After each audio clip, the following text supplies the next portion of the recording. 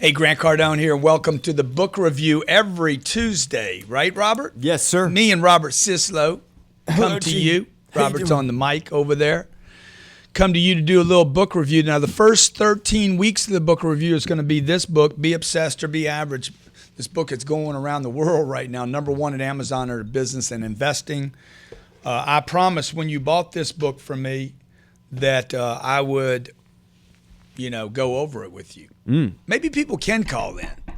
It'd be kind of If you want them to call, you can have them call. 305-865-8668. Why not? 305-865-8668. I always decide things at the last minute. Okay. Last week I set up for you what the book was going to do.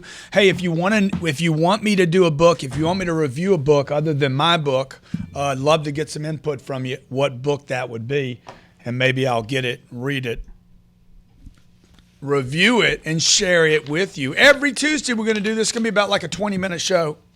All right. 20 minutes, right, Robert? 20 minutes sounds good. So good. Look, I set it up last week. I dedicated this book, by the way, to my wife, Elena, who for 20 years, I was obsessed with finding this perfect beast of a person. She's a beast, by the way. She was cleaning her Glock last night. I saw that. Is that sexy or what? That was crazy. Love it. And the call for this woman, I talk about it in the introduction, the call for this woman was so powerful. So powerful. I was obsessed so long. I mean, and this is the premise and the basis of this book. Like, I have been obsessed with that girl, man, since I was probably the right chick, since I was, I don't know, I remember 15 years old for sure. 15. Her name was Angela back then, though. I'd ride across town, man, to go to Angela. It was awesome. And then Angela went off with Pete. This isn't in the book, by the way. Angela went off with Pete. Pete was a black belt in karate. Hit Grant in face. and then Angela went. I never got Angela back. And then there was Renee. No, that was Renee. It was Renee. Renee no, it was Angela. I just know that Renee was the one that broke. They're all getting confused now, right? Okay, so. And that's part of this book review, right? Keep it really loose and easy. I want you to know what I was thinking about when I wrote this book. And so I dedicated the book to Elaine. I sold my house in La Jolla. I lived in La Jolla, California. Some of you know this story. And I lived on an ocean little Playboy pad on the ocean right there in front of one of the great surf breaks in the world, Wind and Sea Beach. When I moved in there that night, man, I had literally a double overhead. That's over my head, another body.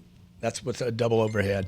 And it was crashing so hard, Robert, it would shake the house. It would shake the house? You could feel it? Dude. It was awesome, dude. And I'm crazy. like, man, I'm in paradise, okay?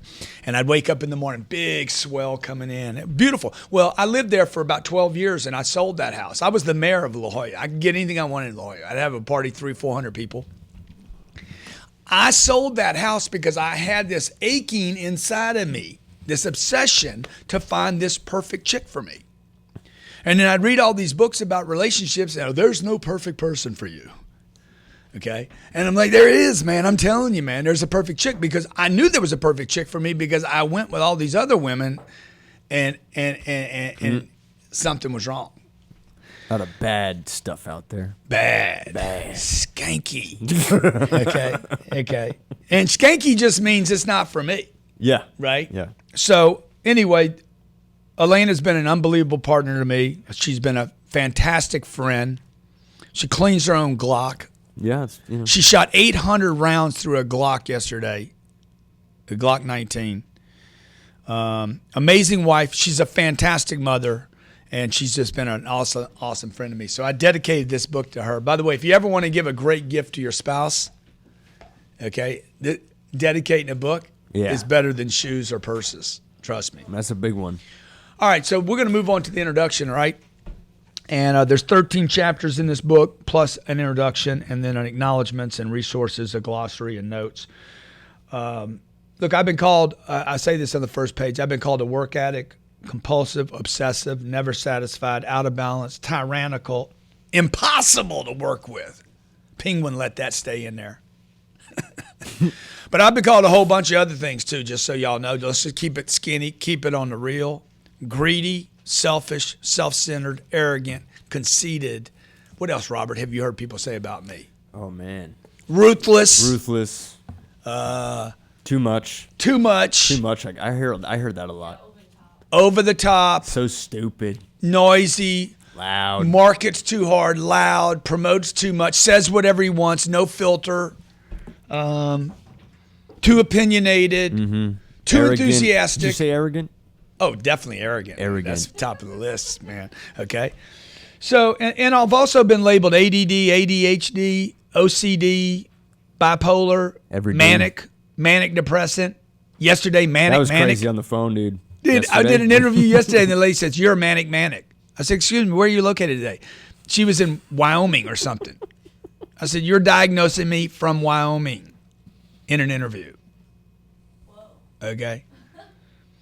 Had another lady tell me, "How could you possibly use drugs?" I said, "Why don't you ask me this question? How did you collect $500 million worth of real estate and buy your own plane?" It's all the same answer, man. See, here's the point of the book, man. If you can be addicted to drugs, you can be addicted to good stuff. Okay? If you've ever been addicted or compulsed or obsessed with a Lego set or a game, Robert, were you ever like junked out on one game? Dude, I was. Yes. What was it? It was Counter-Strike. Counter-Strike. How many hours of Counter-Strike did you play? I must have played, regrettably to say, a lot. I mean, I could sit there for hours. Thousands of hours. At least, yeah. Okay. I remember going, this is years ago, into a bowling alley. You could only get games in a bowling alley. Yeah. And I would go to this bowling alley every afternoon, 3 o'clock, 3:01, man. I'm feeling late. Like, what are we late? And dude, me and my twin brother, Gary, would play asteroids for 2 and 3 hours at a time. We'd get there at 3 and not get home till 6. You get lost in it too, right? Quarters, dude, quarters. Like I spent so much money on asteroids. And so you see, your parents are going to tell you, you're spending too much time on the asteroids. Hey, man, better to spend time on asteroids than hemorrhoids. You know what I'm saying? You know what I'm saying? Now, here's the good news. The good news is this. If you can become addicted to, what was the name of your game? Counter-Strike. Counter-Strike. It's so epic. Halo. Okay. Yeah, exactly, man. I played thousands. Halo was good too, man. Halo was awesome, man. Halo was ridiculous. Okay. I played hundreds of hours of Major League Baseball with my brother. My brother would be in Tampa. I'm in where I was in Los Angeles, and we would play online against one another for money. Okay. We'd play Halo and Battlefield. What was that Battlefield game? Call of Duty? Call of Duty, dude. We'd play Call of Duty for money. I lost a Hummer to my brother. I remember that story. Okay. Now, the point of that is this. Everybody's been addicted. My daughter's addicted to a Lego set right now. I came in from work yesterday. Where's Sabrina? She's in her room, freaking fascinated, like all in on Lego. And I'm thinking to myself, why didn't she come tell me hello when I came out, And I'm like, she's fascinated, man. She is addicted. She is obsessed. Don't deny that, man. Let that be. So, look, the reality is no matter how much I've tried in my life, because this is what caused all my problems. My problems were caused not by the obsession, not even the addiction to cocaine, which is a terrible drug. The problem was created when I denied or squelched or try to control or hold down or manage my obsessions, okay, with and for success. I've always wanted to be successful.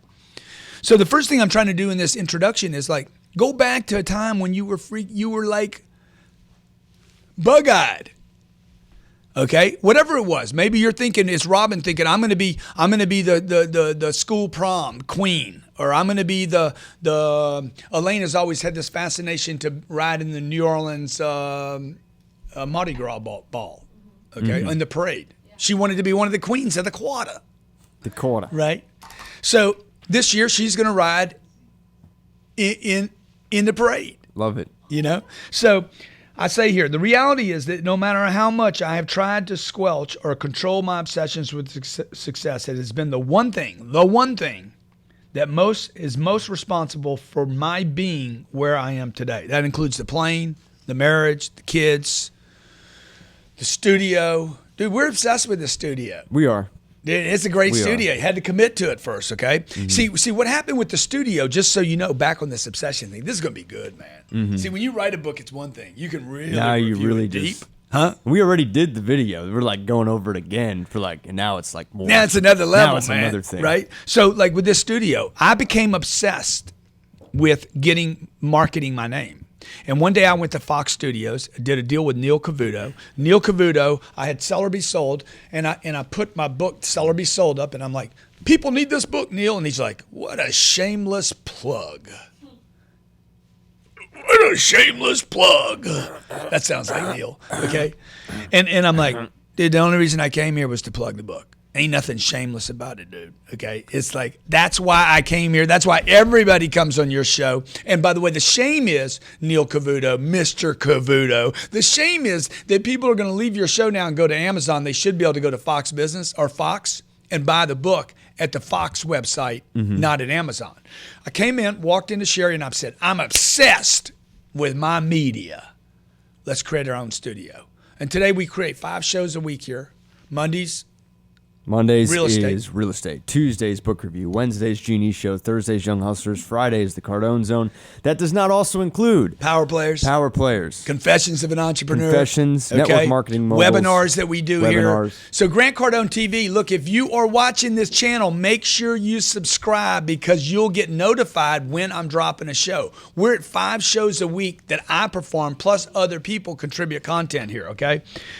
When I released the 10X rule, so many people wrote me saying things like, I'm trying to 10X my business and I'm having trouble staying with the 10X, man.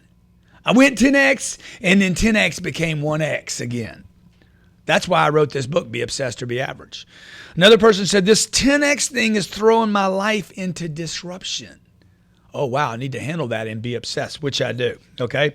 So that's the introduction of the book, okay? The obsessed, I believe, and I end this introduction with, the obsessed are the industry builders, okay?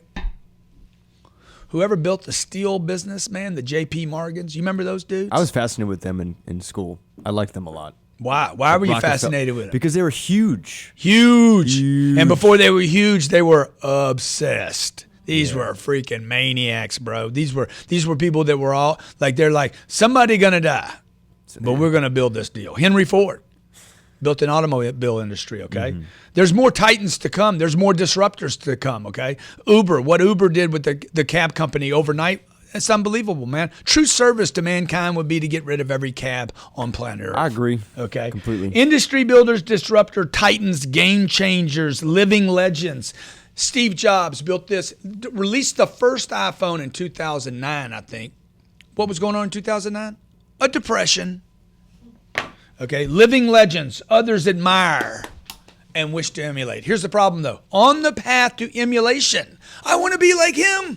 Trust me, you're going to be labeled all these things I just called that I've been called, or you will not, in your lifetime, get to the point of emulation. Okay, chapter 1. Obsession. Save my life and it will save yours, okay? Look, my dad, the first thing I remember about obsession was my dad. 2 things about my dad. My dad showed up every morning, tie on, suit on, briefcase. He's going out there, man. My dad went to work for one reason. He wanted to take care of his family. That was he was obsessed with, I will take care of my family no matter what. Now, I didn't know this until 20 years after his death. I guess I was 35 years old. I went and visited one of his brothers, and his brother said to me at a little kitchen table in Sun City, Arizona, Joseph Cardone said, I said, tell me about my dad. And he looked at me and says, your dad was obsessed with being a millionaire. Okay, I think I was 38 years old, maybe 38 years old. This is 28 years after my dad died. Your father was obsessed with being a millionaire. No one had ever told me that. I said, man, I thought Dad was obsessed with taking care of the family. Oh, he was. But he was also obsessed with becoming a millionaire. Why? He wanted to be the first millionaire in the lineage, in all the family. He believed he could. I'm like, damn, is that where I get it from? I was already a millionaire many times over. And it made it all right. You know, at 25 years old, I was broke. At 38 years old, I was probably worth $3 million. Okay? And I'm thinking, my dad wanted to be a millionaire, and nobody told me. Why not? And I started thinking, why do people not talk about wanting to be rich? Why is it so wrong to say, I want to be rich? In this first chapter, I talk about how this thing was created in me. See, my dad made a play when he was about, I guess he was 46 years old. He made a play to buy this life insurance company. He had this ambitious plan. Him and a partner started this life insurance company. It was ripped off from him. They stole the company from him, and he crashed. Okay, now he's 46 years old. He's got to start a new career. When I'm being told this story by his brother, I'm like, oh, wow. He's got to start a new career. He's got 5 kids now. 5 kids. He's got to take care of them. Remember, he's obsessed with being a sole provider, a provider of the family and taking care of them. Number 2, he wants to get rich. He's disappointed on all fronts right now. Mm-hmm. This is my dad, what he's going through at 45, 46 years old. I got 5 kids. I just let him down. I just lost my gig. I got to go into another business. I got a little bit of money. I got to feed 5 kids, put them through college. That was his definition of success.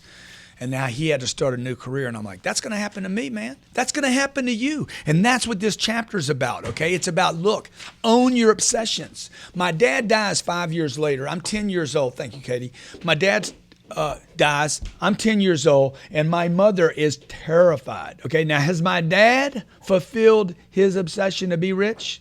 To be a millionaire? Actually, he did. He was very successful at his stockbroker's business. He bought us a house. I don't know if he ever made it to $1 million. Nobody ever tells us at our house what my dad was worth or how much life insurance money. I still couldn't get that. My mom's dying, and I'm like, how much money did he leave? I got to know. Come on. I can't give it up. I can't tell you. I promised I would never tell anybody. To the day she died, man, she would not tell anybody how much money she left, okay? But I know this, it wasn't enough because my mama was worried about money every day. So now what am I telling you about right now? I'm making decisions right now. The 10-year-old kid is making decisions. Dad died. Dad lost his business, okay? Dad wanted to take care of his family. Tell me when we got to do this interview. Yeah, we're close. Okay, just when they call in, we'll just pop into it. Okay. Dad wanted to take care of his family. Dad died. Dad disappoints. Mama's scared.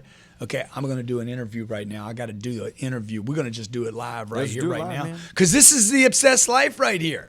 You do the book review and somebody jumps in. Put them on air. Going in now.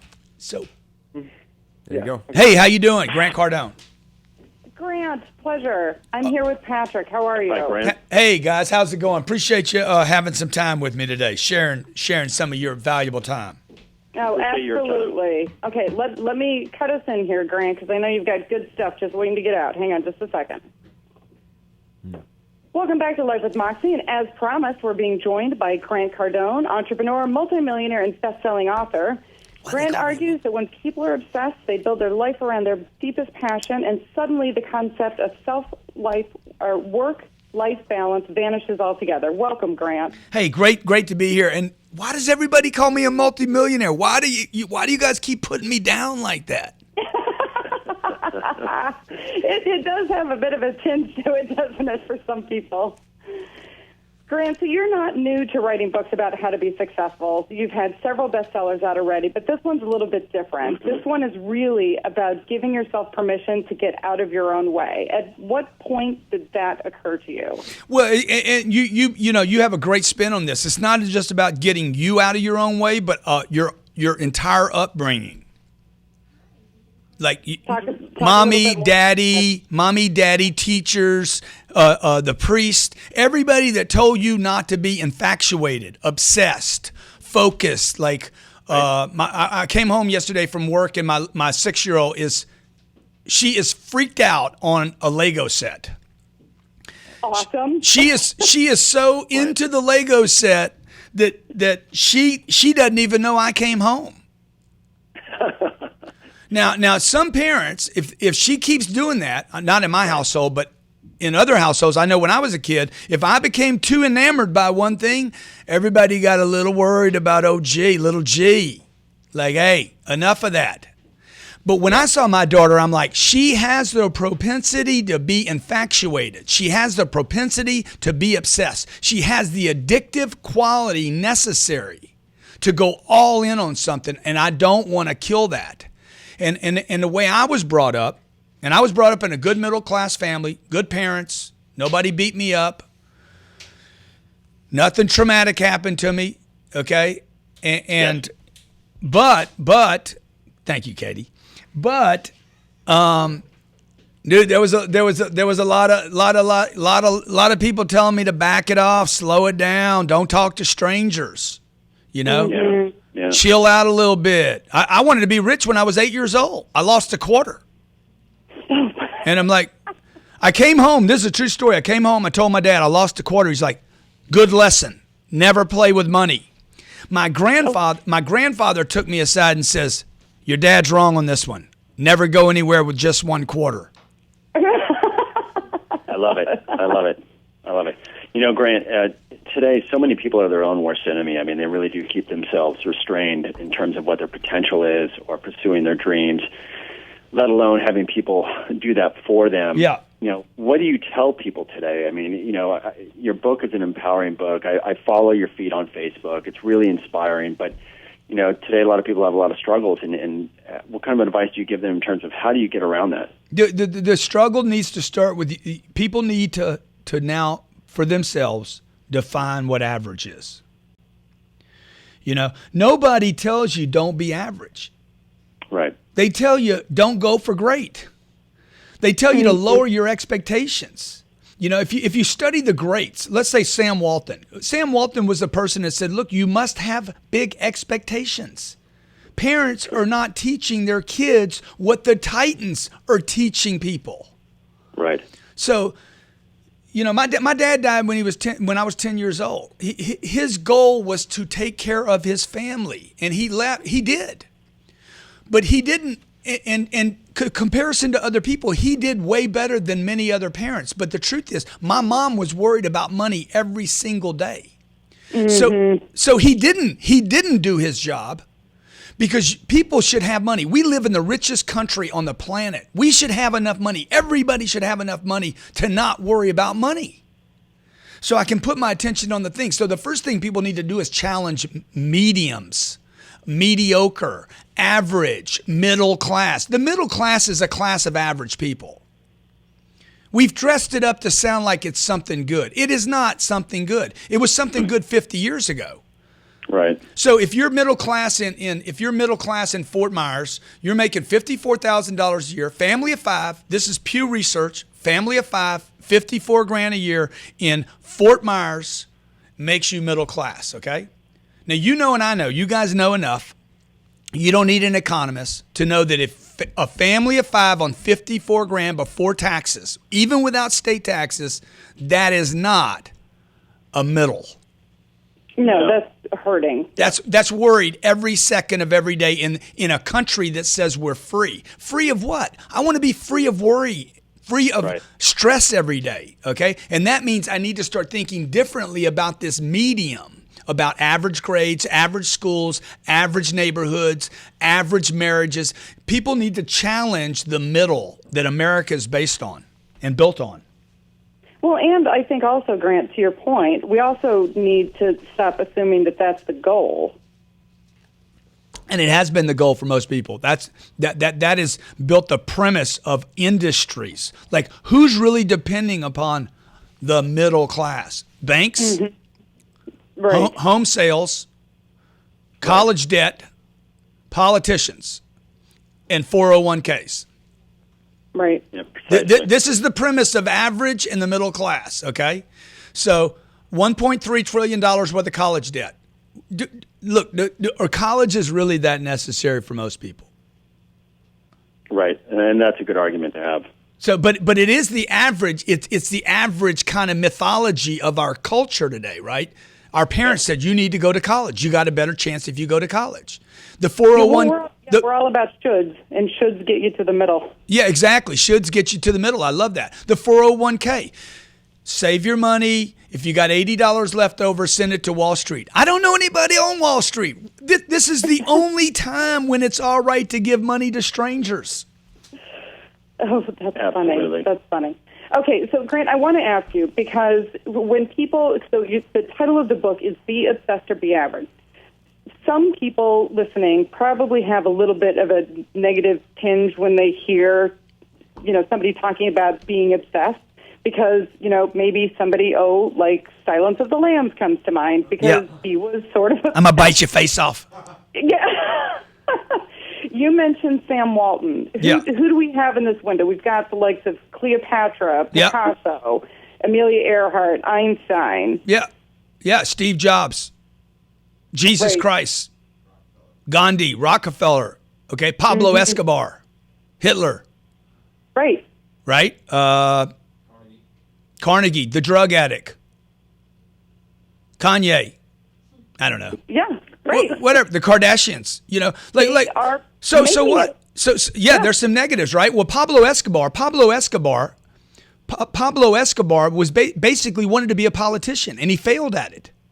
That's true. Okay? He wanted to get in politics. His only route out was the drug trade. So he used the drug trade. He tried to get out. He couldn't get out. And so what does he do? He just burns the country down. But if Pablo could talk to us today, he'd be like, it's not that I was obsessed. It's that I didn't direct and have other purposes that were aligned with the betterment of others, right? Okay, the fact that he went insane at the end, it does not mean the obsession was wrong. We don't see, nobody writes about all the average people that died today and never made it to the grave. Right. And so I know, look, I was infatuated with this woman when I was a young man. I knew the relationship was wrong for me. I was obsessed with this chick, and she was obsessed with me, and we'd get around each other, and our faces would get stuck on one another. But we weren't in the right relationship. I was obsessed with the wrong relationship. Now, was the idea of obsession, the energy of obsession, wrong? I don't think so. It was the relationship that was wrong. The obsession wasn't the problem. I just needed to find the right other person. Okay, so actually that's a really interesting example, because something else that I came across was when we look at this current generation, and you've spoken about kids on and off in your career about getting them to harness this, like you introduced earlier in the segment. So what's really disturbing to me right now in witnessing the current generation is their obsession is showing up in being obsessed about other people, like celebrities. Yeah. But you see, I don't think any obsession's the problem, okay? Like, that's good. Like, if I'm obsessed with Taylor Swift, good. What is it you love about her so much? Why did it take Taylor to wake that thing up and say, I want to be like that Taylor Swift, okay? My kids they're obsessed with Frozen for a while, but only for a while. And then they're obsessed with something else, right? So I don't think, look, I ended up being a drug addict at 16 years old. I was using drugs every single day for 9 years, from 16 to 25, every day, okay? Overdosing on drugs. I probably overdosed 3 or 4 times. Somebody had to save my life. Now, the drug is a problem, okay? But the propensity to throw myself all into something was not the issue. In fact, the reason I was using drugs, recovered 33 years now, the reason I was using those drugs is because I was denying earlier decisions I made. Hey, I wanted to be James Bond. This isn't a new thing, okay? Julie, we've always had when I saw Muhammad Ali the first time say, I am the greatest. Man, I was in Lake Charles, Louisiana. This is 1960. And I'm watching a black man on TV saying, I am the greatest. I got white people around me, dropping N when there was no N word except the N word, right? Right. And I was fascinated with this guy. I'm like, I want to say that. Okay? I went to a James Bond movie with my grandfather. I want to be James Bond. I want the car. I want the money. I want to be able to walk into Casino Royale, throw down, lose 50 grand and walk out. So I don't think that the idea... Like we need to give people permission to be addicted, to be obsessed, right? To have a propensity to never let go of something, and let it be all right. It's a fascinating and incredibly novel concept, Grant. I appreciate you bringing it to us. Be Obsessed or Be Average is the new book. Thank you so much, Grant Cardone. For you guys are the best interviews I've done, by the way. Let me just say that. Oh, thank you. Thanks, Grant. We appreciate it. Thank you, guys. you. Thank you. Thank you. Okay, so back to the book review. Nicely done, sir. See? Smooth. See now my entire office tried to convince me that I should shorten the book review today. Katie, Sherry, I should shorten the book review. I said, guys, why don't we just go ahead and do the book review? If I end in 20 minutes and we get the other interview in, well, let's just take it as it goes. See, when you're obsessed, man, you quit making excuses. Okay, this is a perfect example today. Okay, I don't know. Some of you tuned out. It's too long. You couldn't watch the whole thing. What's that got to do with me? That's got something to do with you, not me. I'm going to deliver the product. Okay, I'm going to figure it out. I'm going to be obsessed with the commitment I made, which was that interview, and the commitment to do this book review. If they blend, if they work, whatever, man, I'm doing my life, right? And this is how you make time. The way you make time is you commit, you show up, you do it, you add the other thing. They didn't know I was doing a book review while I'm being reviewed by them. You're like, oh yeah, man, if I had my own studio, I'd do that too. You ain't got any money. That's why you don't have your own studio. And even if you did have the money, would you be willing to take the money out of the bank and buy the studio? Not if you're not obsessed with new money. You understand? Because then you're going to be worried about, this is how I grew up. My mother had probably $100,000. There was probably $100,000 sitting in a bank. And my mother was terrified to spend the 100, not because she was selfish, not because she was greedy, not because she was a miser. Trust me, she was obsessed about that $100,000. Okay. She was obsessed with that 100 because she didn't know how to get new money to stack on top that other money. So this is the roots of my obsession. I'm on page We on 8? I'm on page 9, actually. 9. See, my mom's like, you need to be grateful. I'm not grateful. I'm 13, 14, 15 years old at the time, and I'm pissed off is what I am. I just lost my dad. We had to sell the house, the dream house, the place where I lived, where I was so alive. I mean, the best moments of my life, the monster pleasure moments of my life were spent at Prien Lake. Robert's been to that house. I have. The last time we drove by there, Robert, I'm like, man, it ain't that much. It was an acre and a half. There were 27 giant pecan trees. I thought there was like 300 pecan trees. It was on the water. It was a dream house, man. Both neighbors were surgeons. One guy over here, he's a doctor. This guy, a doctor where I lived 35, 40 years ago. Dude, if you were a doctor, you were rich. The doctors had all the power. And we had made it, man. And as soon as my dad died, we were there a year and a half. My dad died. My mom sold the house. It was too far out. It was out in the country. Today, it's right in the center of everything. And I was pissed, man. I had to go move to this little red brick house. There was no water. I looked at a school, man. You want to piss a kid off? Put his house across the street from the school he's got to go to every day. I wanted to burn that house, the house and the school down. And in fact, I was so angry at 10 years old that I burnt down 6 acres of land behind us in a gasoline fire. And my mom's like, you need to be grateful. You got so much more than I had when I grew up. You got cars, you got clothes, you got a roof over your head, you got people that love you. You need to be grateful. Well, the truth is I wasn't grateful. I was freaking angry, okay? Because I'm thinking I'm going to be James Bond, dog. I think I'm going to be rich. I just had my trick house just left, right? See? So I tried being grateful for and appreciative for all that we had. I knew I should be grateful. I went to church, man. I know I should be grateful. But it just never sat right with me. You know, I was like, yeah, I know I should be. So maybe I'm just a bad person. Here's the problem, right? All these shoulds, the lady said, shoulds. Mm-hmm. The whole thing seems screwed up to me. Get this, okay? I was 10 years old. 10 years old. I was 10 years old. I'm a 10-year-old. I got a twin brother named Gary. I called him Henrietta. Not in the book. Me and G, double G, G squared, man. We both got this kind of energy, right? Mm-hmm.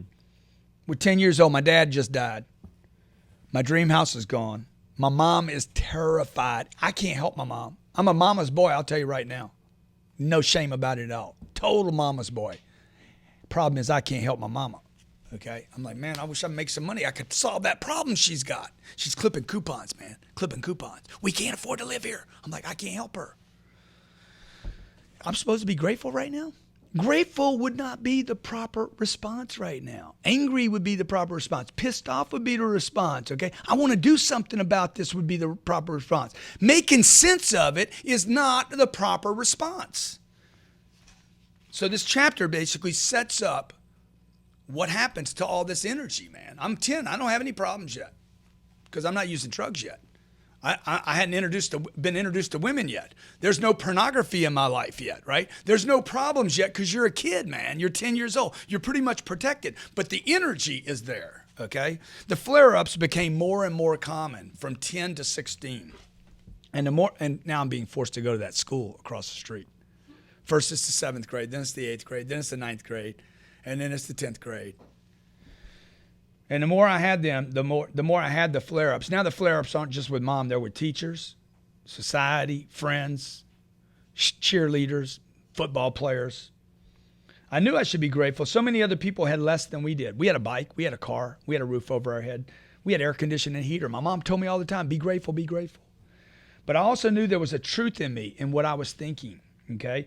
Why should anyone have only enough to get by and still have to worry about having enough to get by? When things would cool down, I would try to explain to my mother that it wasn't that I didn't appreciate everything or that I wasn't grateful for everything we had.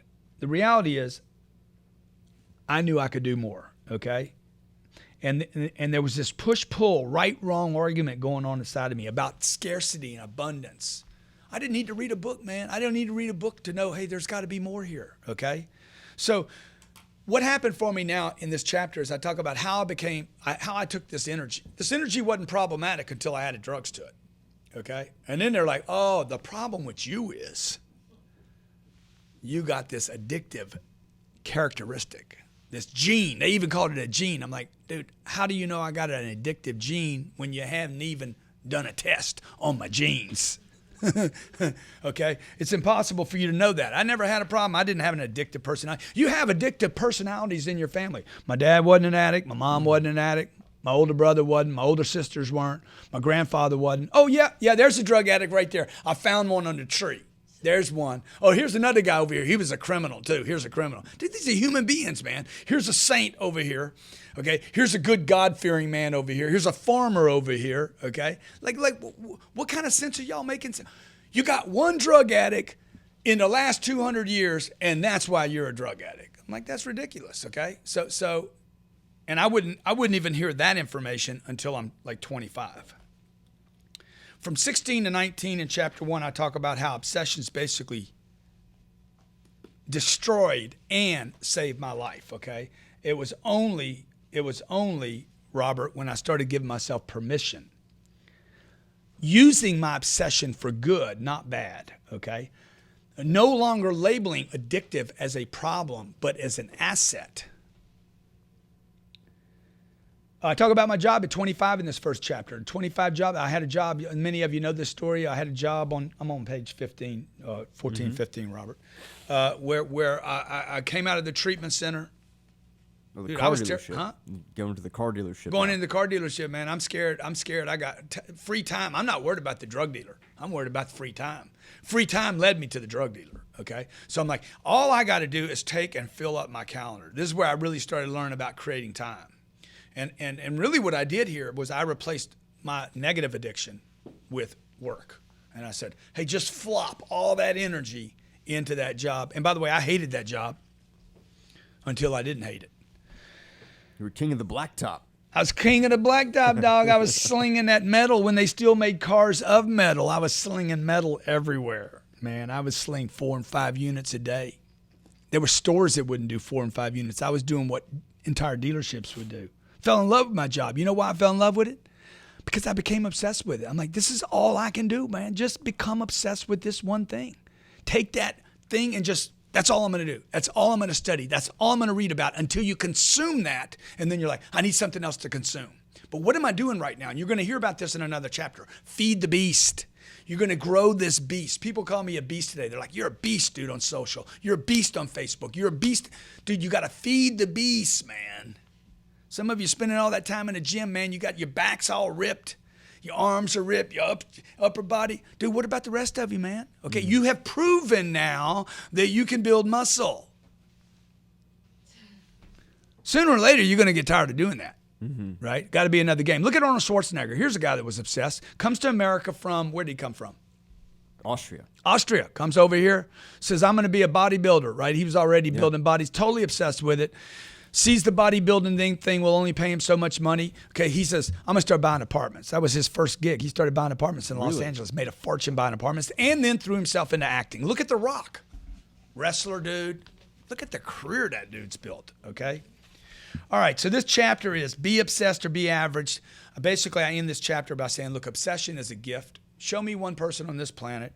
The next time someone starts labeling your obsession as an illness or a problem or a deficit, you tell them, hey, I ain't afflicted.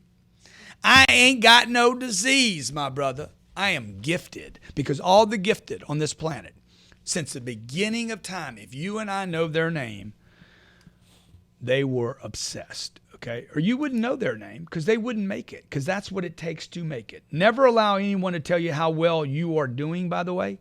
When you're obsessed, when you know you have more potential, when you're aware at a higher level of what your potential is. I remember a manager told me one day what my target was. I'm like, dude, how could you set a target for me, bro? Hell, I don't even know my potential. How could you know it? Okay. My whole life, I had experiences where managers around me or team leaders or department heads or owners of company would set targets below what I knew I could achieve.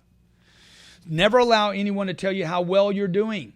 Don't let your mama pat you on the back and say, you're doing so well, little Robs. Little Robert, you're doing so well working for Mr. Grant now, okay? Oh, Captain Ron, you're doing so good, Captain Ron. You're working for Mr. Cardone over there. Dude, how's your mama know if you're doing well or not? You're the only one that can possibly know how well you're doing. Compared to what? Your dad? No. Compared to yesterday? No. Compared to society? No. Compared to you, man. You know what you can do. So look, I hope this book strikes you at a spiritual level. I hope it gets you beyond money, because I'm not really talking about money or success or social media or planes. I'm talking about what drives this thing inside of you that is responsible for making all the greatness in any human being that we've ever known. Okay? Only you are responsible for your success. Only you. Only you are responsible for your success, not the government, not your wife, not your marriage, not your kids. Impossible for kids and a wife to possibly fulfill you. This is why so many marriages disappoint so many people. I married Ben. Me and Ben. Sandy and Jared got married last year. They're so happy. Okay? Dude, how long is that going to last? How long will it last? How long will that thing fill Sandy up and Jared up? Sooner or later, they're going to be like, what else? What else is there? That day's over. So they're going to add a couple of kids. Kiddos are here, okay? I got a buddy right now. His kids are going off to college. He's like, they're both 18 and 19. He's like, Grant, the last 18 or 19 years has been all about the kids. Now they're leaving. And they're like, what?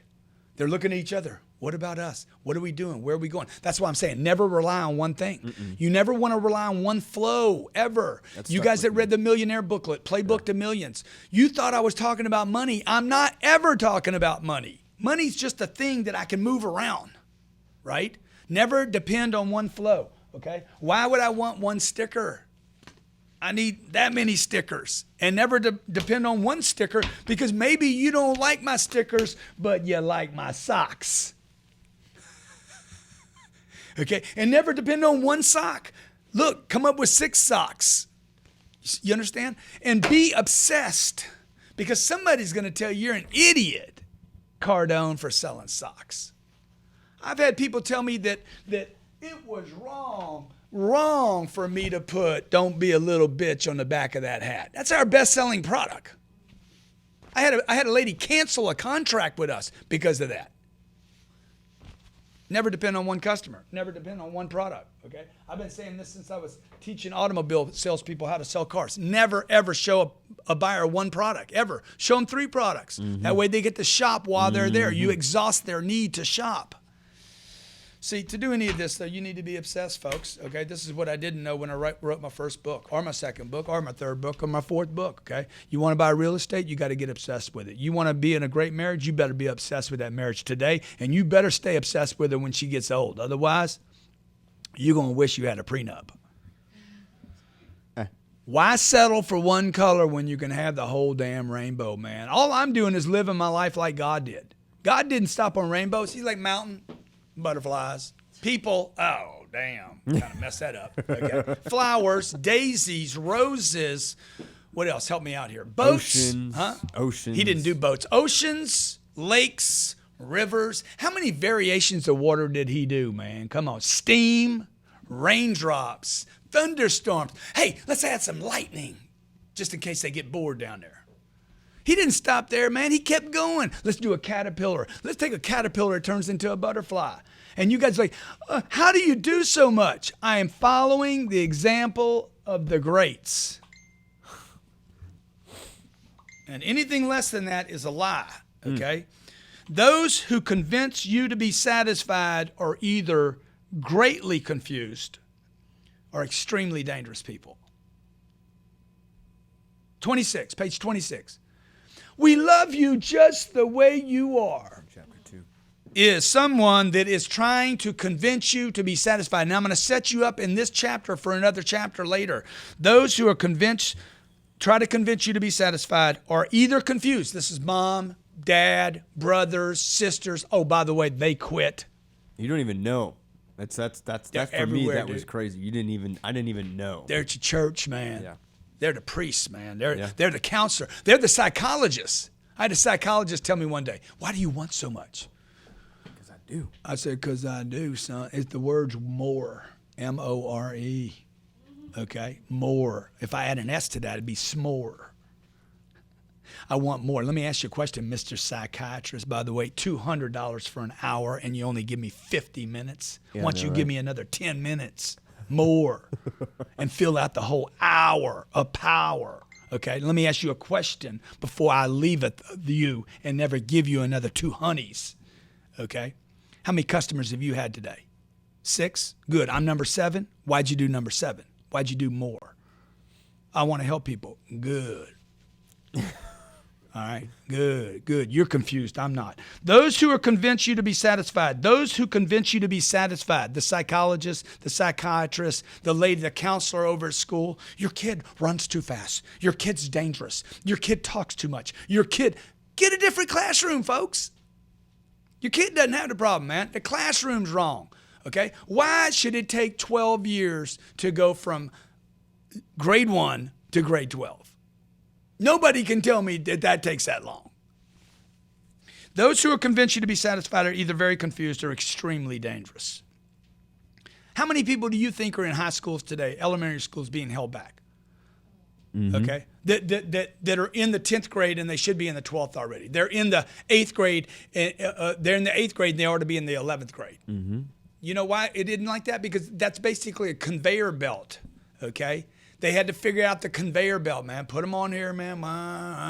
No business would work like that today, man. Hey, man, I want to expedite the package. Get it here tomorrow, bro. Okay? I don't want to wait 12 years. See, this is the society you live in. You live in a society where obsessed, addicted, fast, speed. You deserve massive success, so be abundant, so abundant. You so abundant that it can't be disrupted. It can't be taken away. It cannot be diminished or stolen. But to do that, you must end the epidemic average. That's where we're going to close off this chapter. End the epidemic average. You have been influenced. You have been brainwashed. You have been, what's the word? Brainwashed, influenced, changed. Dude, you've been lied to. Scammed out, tricked, hoodwinked, bullshitted. That's a good one. That's a good brainwashed. Somebody, man, you need to wash your brain. Y'all need to wash your brain, dude. You need to wash your brain. The middle class ain't all it's meant up to be. Average is not all it's meant up to be. This book is designed to be obsessed, or be average, all right? If you watch today and you want one of these free, just write me. Obsessed@grantcardone.com. You take care of the shipping. I'll send you the sticker, and then you just need to send me back a photo of you and the sticker. All right, chapter 1, never take advice from a quitter. No matter how much love another has for you, they don't know your dreams. You're the only one that really knows your dreams. And some of you don't even know your dreams. You'd have to wake up a couple of dreams to find out the 5th or 6th or 7th one. Okay? There's no such thing as a part-time obsession. Be obsessed or be average. I might have covered 2 chapters here, but not really. Next week, chapter 2, Monday, 12 p.m. Eastern Standard Time, Miami Beach, Grant Cardone. On the book review every Tuesday. Me and Robert Sislow, that's man. the voice behind the mic. Voice, I'm here. Hope you enjoyed today. If you did, hashtag BOBA, Boba. BOBA, hashtag Boba. Hit me up on the Twitter feed. Tomorrow, what are we doing? Genie Show. Genie Show. Me and my honey going to talk about money and the family. Thursday, we're going to do the Young Hustlers. Fridays, we're going to do the Cardone Zony. No baloney. Dude, I'm always here for you. This is Grant Cardone TV. If you hadn't subscribed to the channel, make sure you subscribe to the channel. If you're watching this on YouTube, subscribe, please. Appreciate you. Also, we got a big sale going on at my store at grantcardone.com. Huge, monster, massive sale before the election. I'm not a Republican or a Democrat, folks. Remember that. I am an entrepreneur that is obsessed with my success and your success. Thanks for watching today. Hope you enjoyed the book review. Hey, by the way, post in comments other books you'd like me to review for you.